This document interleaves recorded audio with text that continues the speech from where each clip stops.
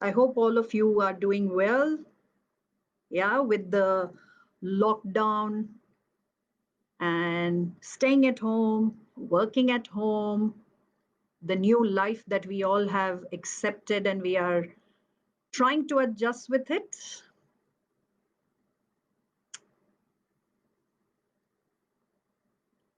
Cool. Let's see who have joined us. Hey, Ujjwala.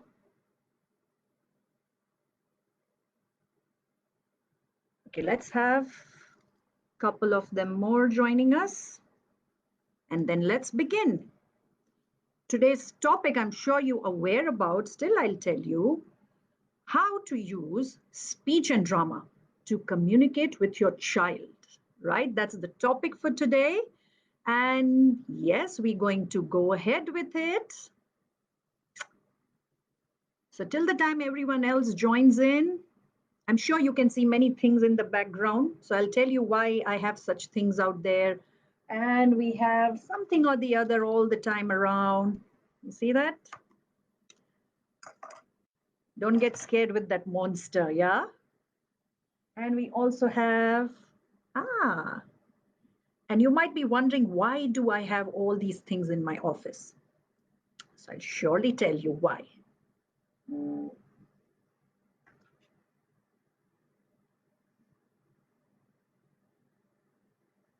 All right, so let's begin. All right, good evening, everyone. My name is Radhika Bagdai, and I am a performance-based storyteller.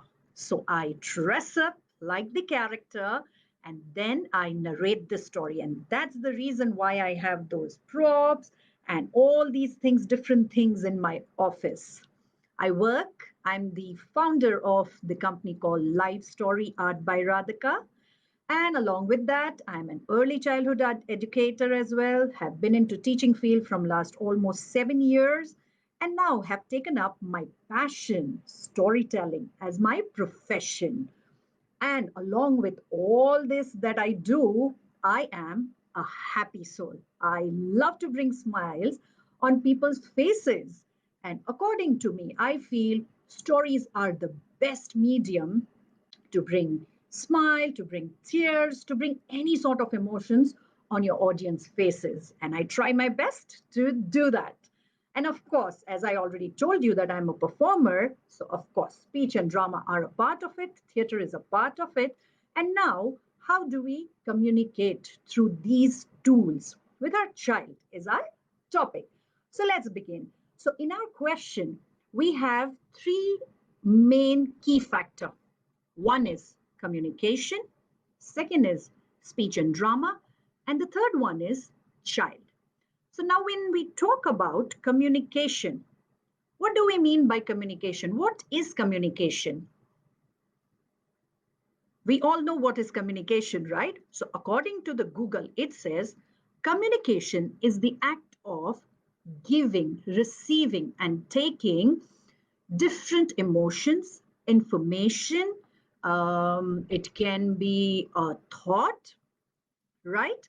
And you use all this to communicate with others, isn't it? So communication is the main thing. In short, we can also say it is about talking, writing, speaking, and reading. Exactly. So now we know what is communication. Now, what is speech and drama? Now, speech and drama is an empowering way through which we learn the effective way of expressing ourselves and helping others understand what we are feeling. So now these are the Google meaning. What do I understand by communication? For me, communication is, I would say, like a connection, right? You have a connection. If you want to connect with someone, if you want to have a relationship with someone, communication is the tool. That is what I believe. Now, after knowing what is communication and what is speech and drama, and what do I feel about communication?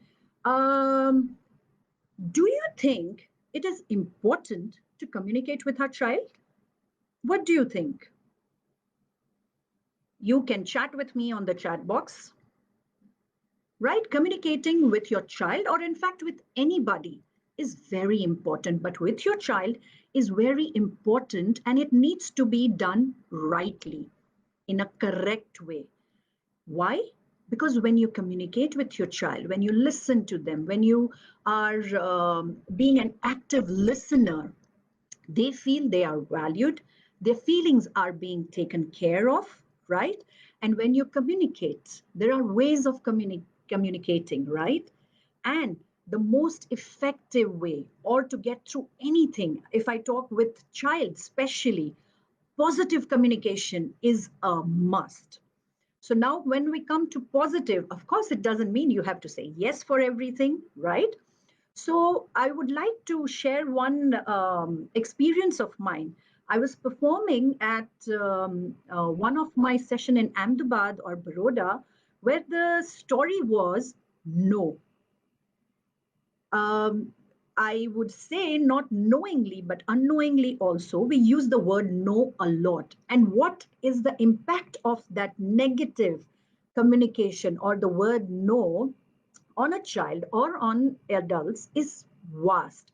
So the word no is something which gets stuck with them. So that's the reason, since the time the babies are small, we always say positive communication, and otherwise as well. But positive communication helps you to get through, and it builds your relationship much more stronger, is what I feel. So now we know that communication is important. Now there are ways of communicating. So now what I'm going to do is, right now what I'm doing, I'm communicating with you verbally. I'm talking and you listening, but there are different ways of communication. So let me say, I'm going to do something and you need to tell me, what am I trying to say? Okay, let's see.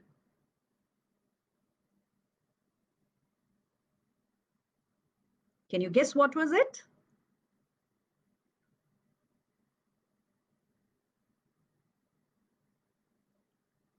You can write it on the chat box. What was that action trying to tell you? Let's see. Okay. Okay, might be I'm unable to see the comments out here. So this, what I was trying to do is, I love you. So this was communication without talking.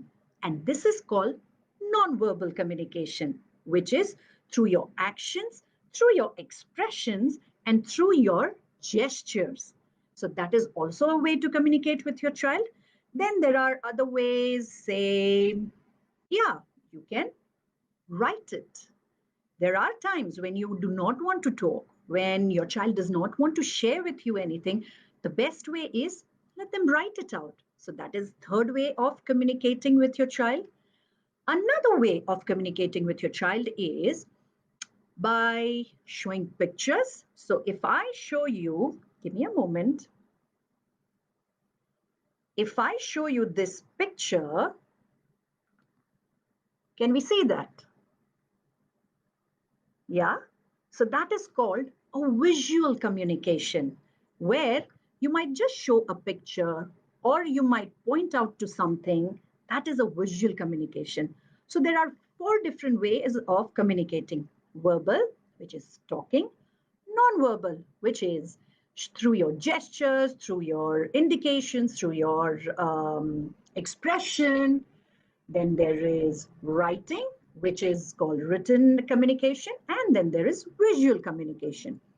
Now tell me, what is the tool that you use to communicate with your child generally? What is the common way that we communicate? By the way, I have two boys who are teenagers. So you can imagine the amount of communication we have, and what am I going through when I have to communicate with a teenager, right? So the most common way of communicating with anybody, be it child, parent, anyone, is verbal, right? We talk. So if I want a glass of water, I'm going to say, baby, could you please get me a glass of water? So those are the verbal communication. In the school, when you are with your child, we use different communication mode. But when we are at home, and as a mother, I myself have experienced it, that the most common way, if I want to say something, I'll just say it.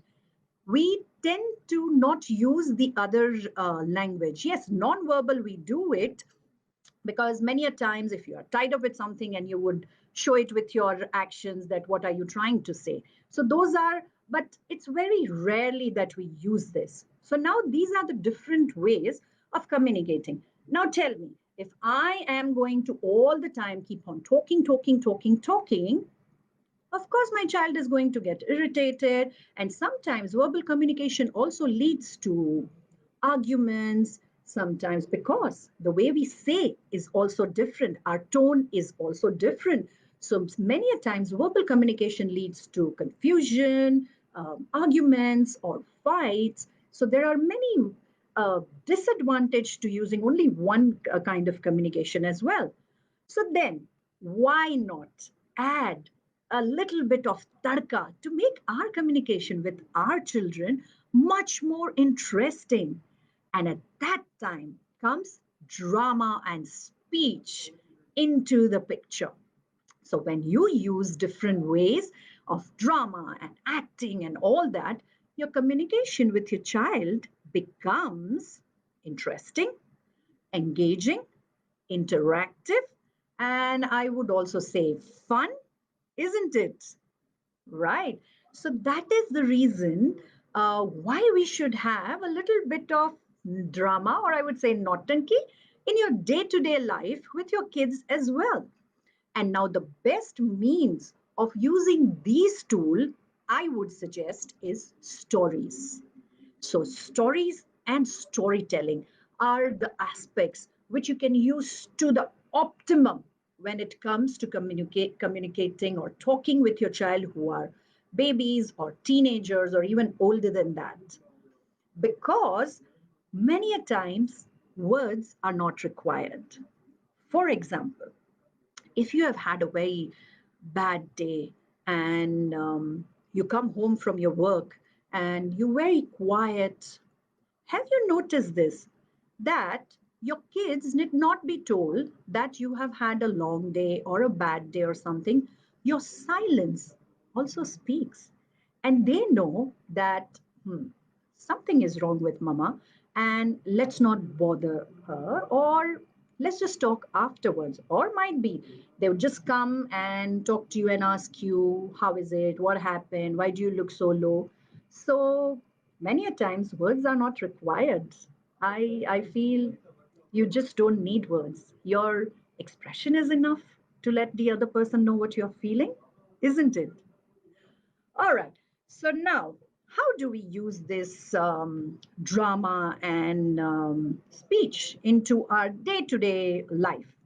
Now tell me, when you are looking to tell something or to teach something to your child, what are the things that you are looking at? Because I feel there is two sides to the coin, right? So there is a child's perspective wherein they want to communicate something with us and they are unable to do. Similarly, there is a parent's perspective as well, that you want to teach something or you want to advise something, and many a times you are unable to do that. So then what are the different situations, I would say, which would be a little difficult? So I have jotted down few of the situations that I can think of. Okay, so when a child comes to you and he wants to say something, but he's unable to do, right? At that time, there is a kind of non-verbal communication which is going on between a parent and a child. Now, as a parent, if we cannot gauge what is going wrong, of course, the child will feel that my parents don't understand me and they don't want to. They might even get upset with us. But but I would say that that doesn't mean that we don't know the child. It's just that might be we did not see that. But there are ways which we can find out that there are things which might be affecting. So few of the things that I can think of is if they are getting bullied in the school, If they have scored less mark and they are upset and they don't know how to tell you that, there can be a fight with the sibling as well. You know how siblings fight, right? At times, yeah, it goes like a thing, okay, pass away thing, all right, nothing big happened. But there are times when they might actually have had a real bad fight. So they want to talk about that. They might be upset about say, the fights that is going on between the parents or in the family. Then there might be a bad day at school. These are the different ways in which they might want to tell situations which they want to tell you, but they are unable to do that.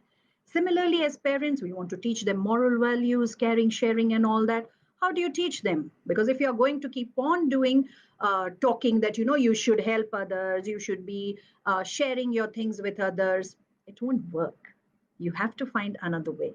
And those are the ways which I'm going to teach you, or which I'm going to share with you.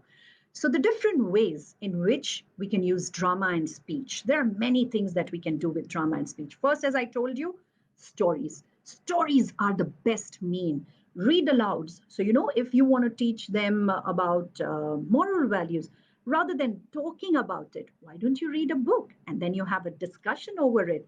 So, along with your vocabulary and everything, you're also going to give them some good advice, and that too through a book.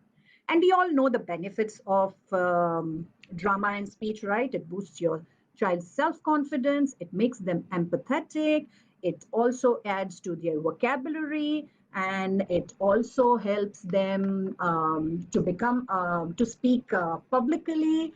And so there are a lot of things which comes under the head of benefits of drama and speech, which I'm sure the moment you Google, you'll get a list of it. But now all these pointers, they all come under the umbrella of multiple intelligence, right? Multiple intelligence theory was invented by Dr. Howard Gardner, wherein he talks about things other than IQ. So, all the kids in today's life or in today's era are really, really blessed to have this theory of multiple intelligence. When we used to study, if you are not good with studies, you are zero. But now, a child is not gauged only with that. The multiple intelligence is there. So, there are 8 multiple intelligences, and there are 2 more which have been added as well. So this helps a child to be pursuing in different areas that they want, right? So now the benefits are many. So first thing, as I told you, read aloud. That really helps you. So have a routine with your child. Then there is role play. So if you are expecting that I want my child to learn sharing, then we are the role model. Whatever we are doing, we feel that they are not seeing, but they are observing right from the day they are born. They are observing us. So if they see us that we are sharing, caring, helping, everything, we did not even say. They're going to learn it on its own. So if we role model them, then what comes is, I have done this with my kid. We have a make-believe area in my house.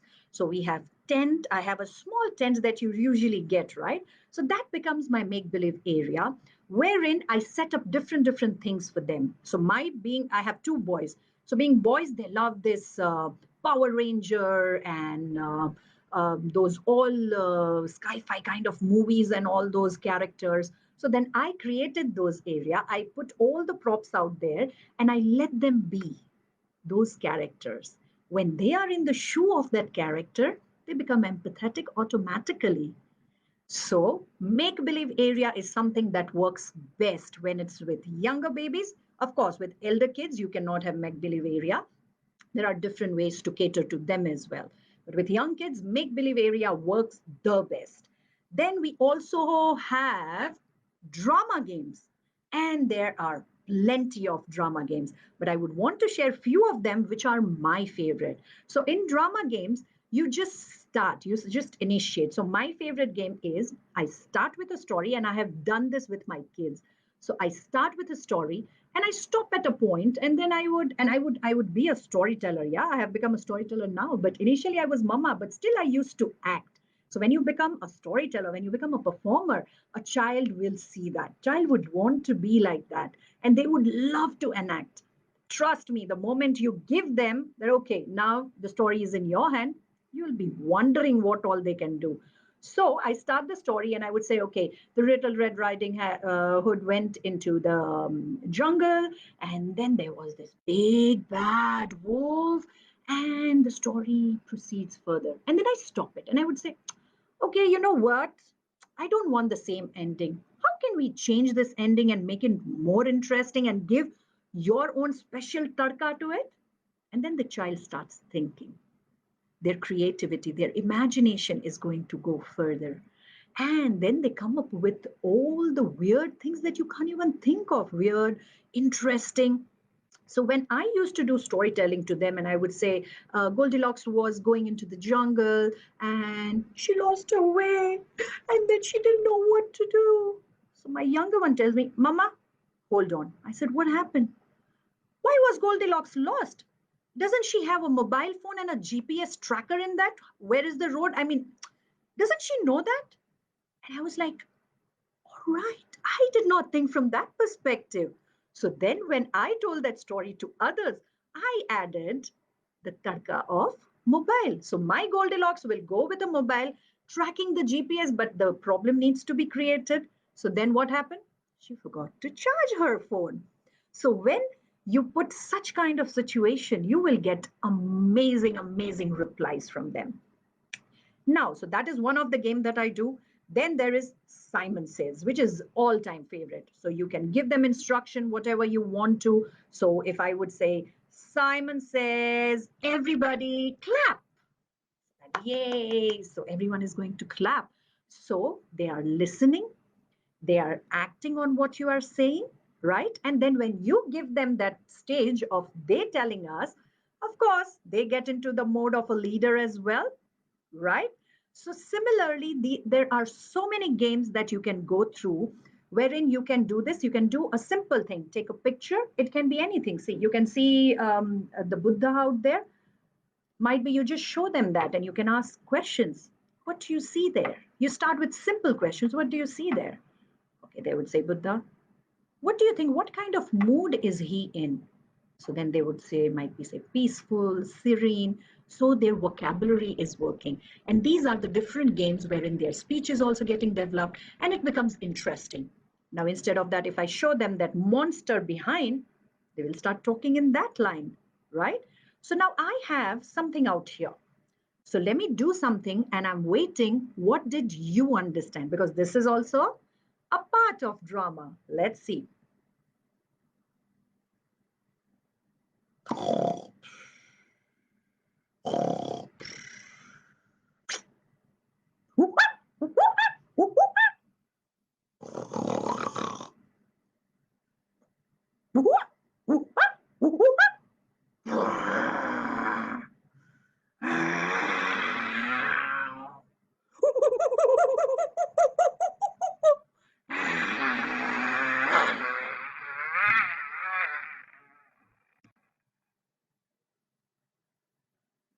So this is the Tadka of drama. Could you tell me, what did you understand? What did I do? I'll be waiting for your reply. Let's see.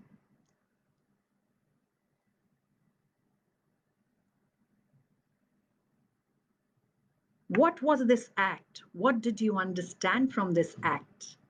So this is one of the way wherein you can add any props or anything that you want and make them talk. The way I made him talk and him talk. So now, tell me what was happening here.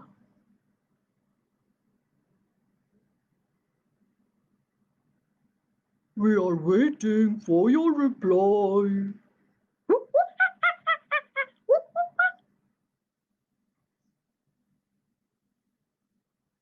Let me see.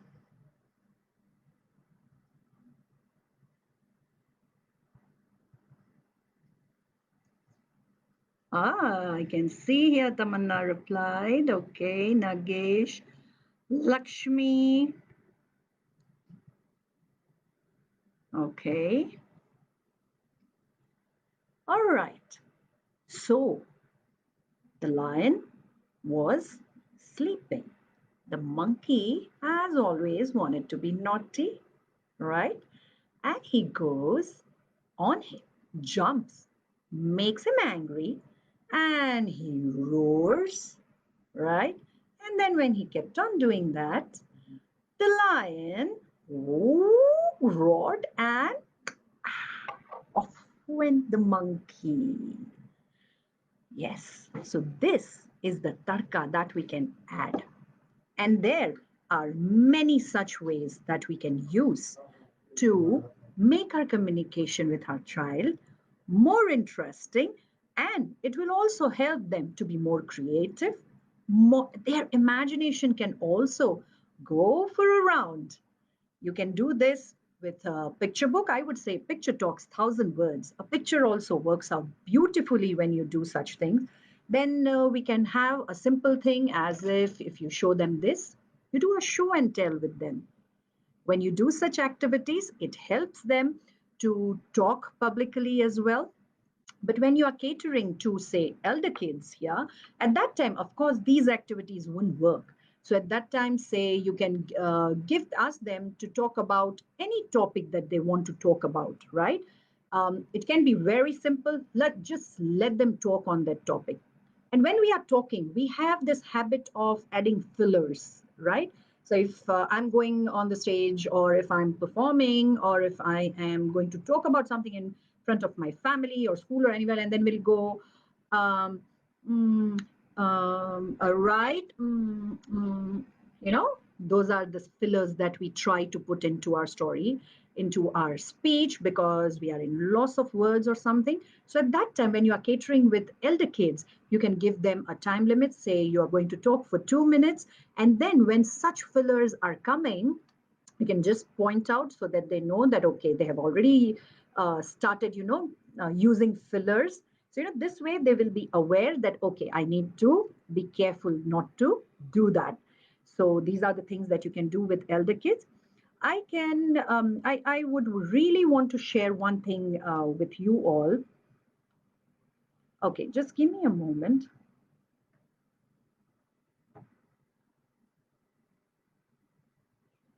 Okay, so I have got a question here. Someone's children makes imaginable characters. Should we encourage this? Yes, I would say you could, because the thing is, you are letting their imagination flow. So let them talk about that. Don't completely cut them off, because to be an active listener for your child, it's very, very important that they get that confirmation that, yes, my parents are listening to me. And yes, they are just not, taking it for granted, or like, ha, theek hai, you can talk, and not paying attention. No, you really need to be an active listener. So yes, I would say let them talk about it. But yes, as a parent, you need to know when to draw that line, so that it does not go up to a different level wherein they are just being in their imaginative world. Yes, so you should. How to say no to a child in a different way so that it doesn't sound negative, and child too feels that his or her choice is acknowledged and respected. Okay, so this is the classic example of the story that I had done, which says, do not use the word no. There are alternative to it. So if a child comes and says, mama, I want to go for a sleepover today, if you say no, there are some wires in here. The moment you hear the word no, and you feel, oh, she always says no. So rather you'll say, today is a weekday, so of course weekdays are difficult, but yes, we can surely think about a weekend. Is that okay with you? And I'm sure the child would understand. So try to replace the words from no to maybe, I can think about it. That will really help them, because then the child feels that, yes, my parent is considering what I'm talking. So yes, these are the alternatives. Is it okay for a child to show tantrums or anger as a part of their drama? Yes, 100%. Being a teacher, I have faced this many a times, that when kids come to the school, you can make out from their face that they are not okay. When we are doing some activities or something, we see suddenly the child who has been really quiet or obedient suddenly gets into that rage mode and will start kicking or will start shouting. So these things happen because something is bothering them. So if you are having drama and if you are enacting something and if you see that a child is getting into the anger mode or destructive kind of mode, do not stop them instantly. Just accept what they're doing and then just say, oh, okay, so you're feeling so angry and so disturbed. Okay, let's do one thing. Get the anger out. What I used to do is I always do this with my kids. I cover my ears and I tell them to shout out loud so that all that anger comes out.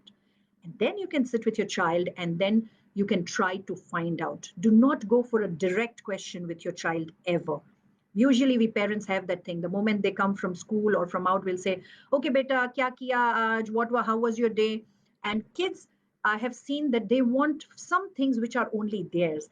And going to school and what's happening there is one of the main thing. So never go with a direct question. You might have a cup of tea and he's sitting beside you, or when you're having your family time, and you can start the conversation by saying, okay, so today what I did is my day was this. I went for my story show here. And then you know what happened? This happened. So the moment you start sharing how was your day and what you have gone through the whole day, automatically, not instantly, but automatically, slowly, gradually, they will start sharing what they are feeling. And when this anger thing is also there, you can cater to them by saying, once what happened, another one more thing. When you are using drama or stories, anything, your real life stories makes the most impact. So might be you can cook up a story and say that, once what happened in the school, this boy was troubling me so much and I was so angry. And then they will relate to it something and then they will start talking. So yes, it's okay, let them throw their tantrum. They are trying to tell you that something is not right. So you need to help them out. So, yes, go ahead with that. Yeah. So I wanted to share this one example. Of course, my boys are quite big. One is in grade 10 and one is in 12. So right now also communication does happen. But let me tell you, the communication through drama and stories is not only meant for younger kids. Till date, I use story as a medium to reach out to them. The way I reach out to my audience when I'm performing, similarly, I do the same thing with my kids.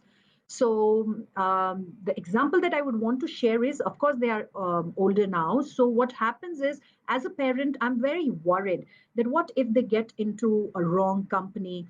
And what if they think, because right now is the age, as it is, kids and all of us, we learn by doing things, it stays with us for longer. So I had this fear, what if he has a wrong company and he starts smoking, or if he gets into drugs, because where I stay, everything is easily available. So I was really, really worried that how do I put forward this thing, that these are the things which are not right. So then, as always, the storyteller within me started. So one night we still have this habit. I used to do bedtime stories to them.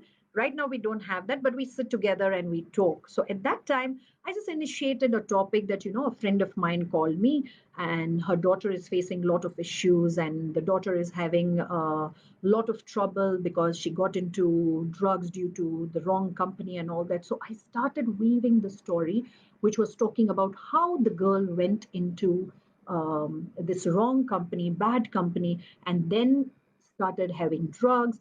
And then she was unable to cope. And then how she started stealing from the house things to give money for the drugs and all that. And what was the end, the worst part.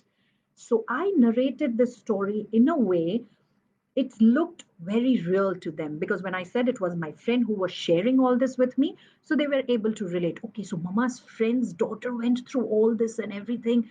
And then that thing, the message that I wanted to give, that drugs and all this smoking and drinking, everything is not right. And what is the end? When you show them that this is the end, of course, they know what is right and what is wrong.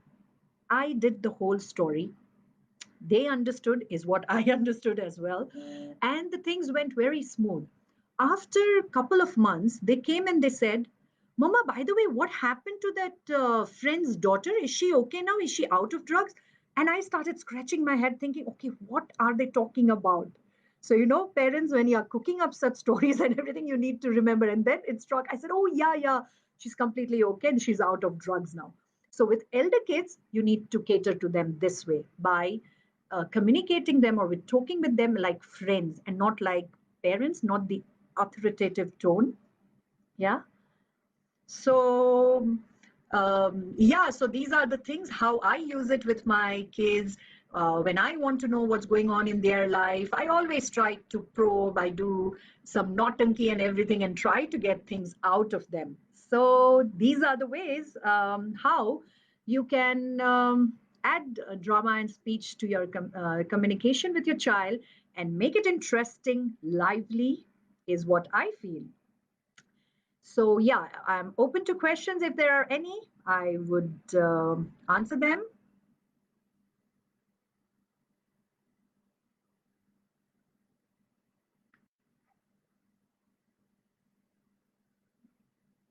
Okay, Gavlin, I cannot understand what are you trying to say. Could you please tell me what is playing with each other?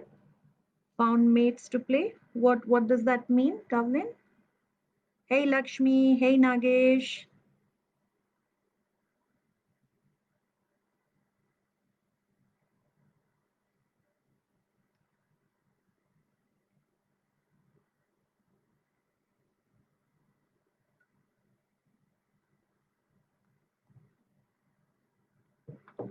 Okay, can I see others' questions?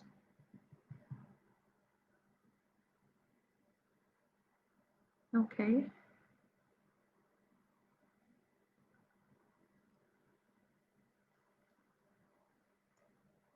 I hope today's session has been helpful to all of you. If there are any more questions, you can chat with me. You can drop your messages on the comment box, and I'll surely answer to all of them. And yeah, let me see. What else do we have here? Okay, Mukta, all the parents are worried about kids getting into wrong habits. Thank you so much for sharing this story. Most welcome, Mukta. I mean, I didn't want it to use that word, but the thing is, as being a parent of teenagers, yes, we do have all these concerns. And yeah, for me, it really worked well. So yeah, I'm glad it's helpful for you. So basically, with elder kids, you cannot do so much of drama, but yes, your speech, how you have interaction with them, that really, really matters. So yeah, I'm glad it helped you, Mukta.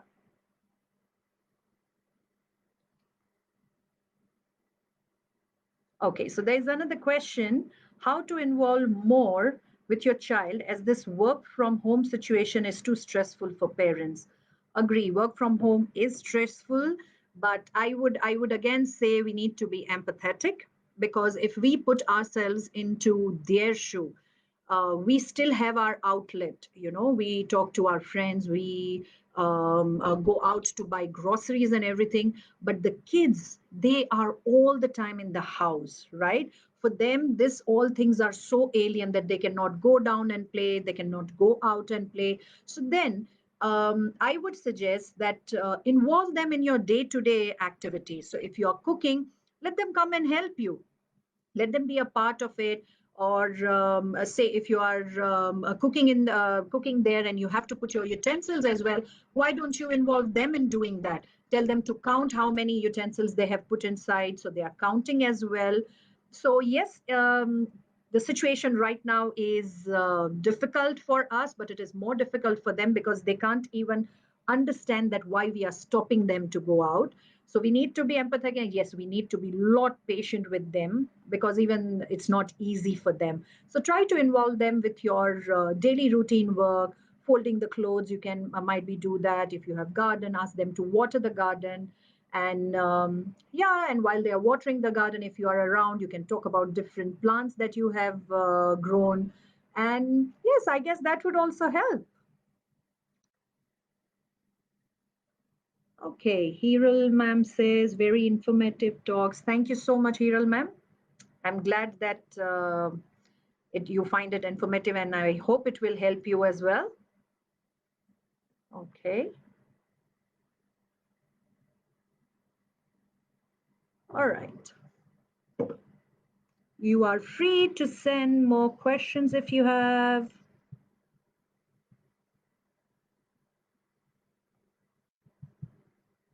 Let's see.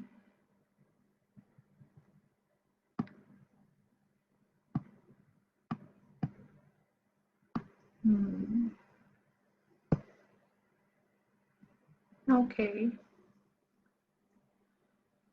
So along with these things, another thing that is just coming to my mind is I would really want you parents to Google Multiple Intelligence by Howard Gardner.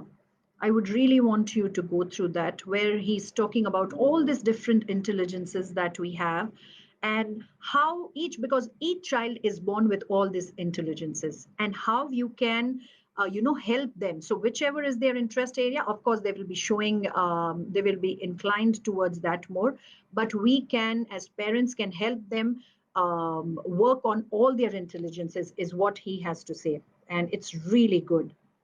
Is drama an integral part of a child's development? 100% it is. Since the time they are born, they don't have this verbal communication. How do they tell you that they are hungry? Yeah, crying, smiling, making sounds. These are all part of drama. And yes, it is very, very important. We don't realize many a times, but drama is in our day-to-day life. If you see, you need to observe it. So it is very important. Sometimes I have seen my daughter enacting falling even when she doesn't. Okay, so that is for gaining your attention, and kids do that. So now there can be one thing that she really wants you to pay attention, and this also happens when the child is trying to, get your attention and is unable to get it. So then, of course, she or he is going to do something wherein instantly, of course, when the child will fall, oh, baby, baby, what happened? And that's what they want. So if they are doing this purposely, it is a sign for you to know that she wants more of your time. She wants more of your attention. So that's the reason they do that. But if they do it for the fun sake, that's okay. Even you play along with them, fall and do all the acting. So there's this very funny thing that happened. My neighbor has a really young baby. So now this used to happen that the baby keeps on crying so much, so much, so much, and the parents were worried what is happening, what is happening. But sometimes they don't have anything; they just do it for the heck of it. So it just happened coincidentally that I entered, and he was crying, crying, crying. And what I did, I cried louder than what he was doing, and he was so shocked that he just shush up. So, sometimes kids are just doing that to gain attention and just to make things difficult for you. So, it does happen. So, just play along with them and they will really enjoy that. And they'll feel, oh, my parents are just like me. So, yeah, that also can happen. Okay, let me see. Okay.